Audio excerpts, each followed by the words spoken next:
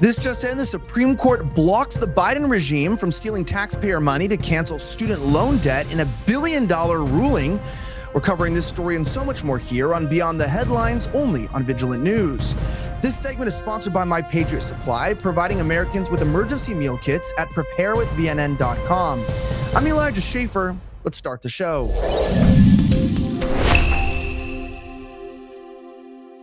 Well, the fix is in. Fox News said what we were all thinking was going to happen. Watch. Fox News alert. The Supreme Court just froze Biden's billion-dollar student loan bailout. The bailout was supposed to bribe young voters to vote for the Harris-Biden campaign, but the Supreme Court says bribing voters before an election won't work. Who would have thought? But the Harris-Biden White House won't give up on college bribes. They might have a few tricks up their sleeves, so we're going to keep you updated. Okay, well, it looks like this bribery scheme didn't work. Now, here's why. The Gateway Pundit reports this directly coming in from Christina Lila.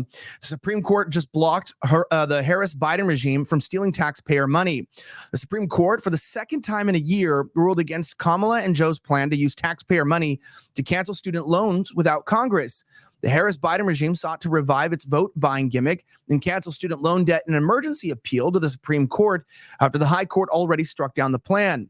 The Supreme Court on Wednesday denied the plea, seeking to lift the nationwide injunction, and said the appeals court will render its decision. Now, the application to vacate injunction presented to Justice Kavanaugh, and by him referred to the court, is denied. Breaking, for the second time this year, the Supreme Court has ruled against Kamala. You can check out the original tweet here on Trump War Room. It says that the plan to use tax dollars to cancel student loans without a bill from Congress looks like they're going to have to find a new way to buy the votes. Here it is. The application has been denied. Going back to the story here, NBC News reported that the Supreme Court on Wednesday rebuffed a Biden administration plea seeking to revive the latest plan to tackle federal student loan debt. The court, in a brief order, denied an emergency request filed by the administration seeking to lift a nationwide injunction imposed by an appeals court. There were no noted dissents. The order said the appeals court that is currently holding the case should render its decision an appropriate dispatch.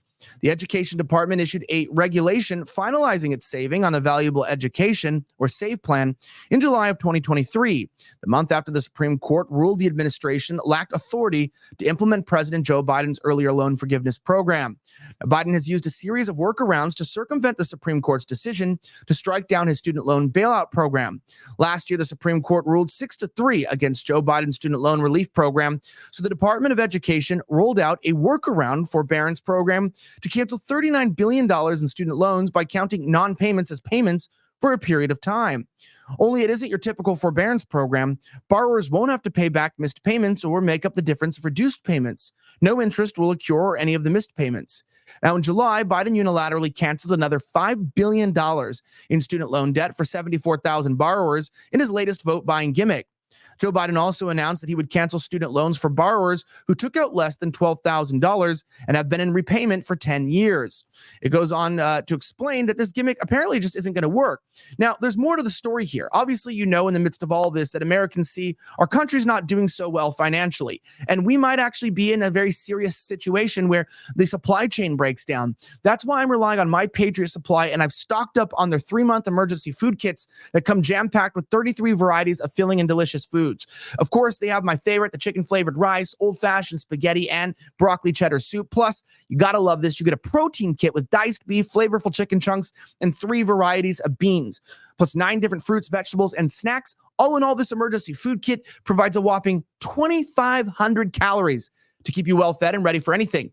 The way I see it, it's my solemn duty to not look for handouts from the government for student loans or whatever, but to actually protect my family. Go to preparewithvnn.com right now. That's PREPAREWITH, VNN.com, to save $300 on your mega 3-month emergency food kit. This ships fast and free. Go to preparewithvnn.com to save $300 on this kit.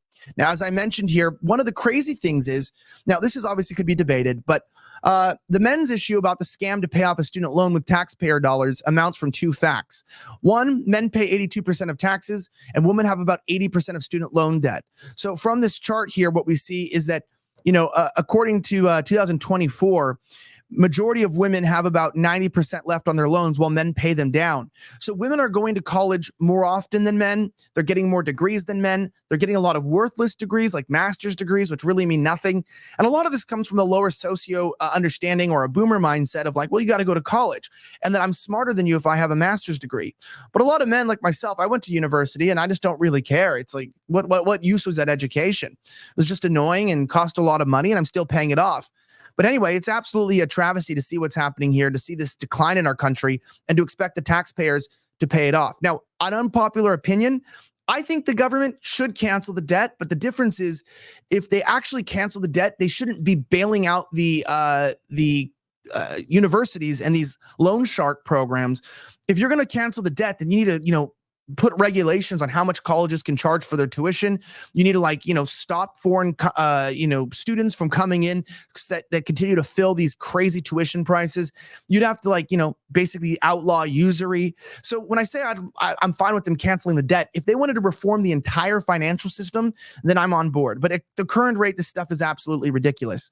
Anyways, I'm Elijah Schaffer. Thank you for watching Beyond the Headlines. If you like this video, don't forget to subscribe directly to our newsletter at vigilantnews.com to get videos just like this right to your inbox. But if you also want to watch our videos, you can see them on X and on rumble.com. We're at Vigilant News. Have a great rest of the week, and may God bless the United States of America. I'm signing out.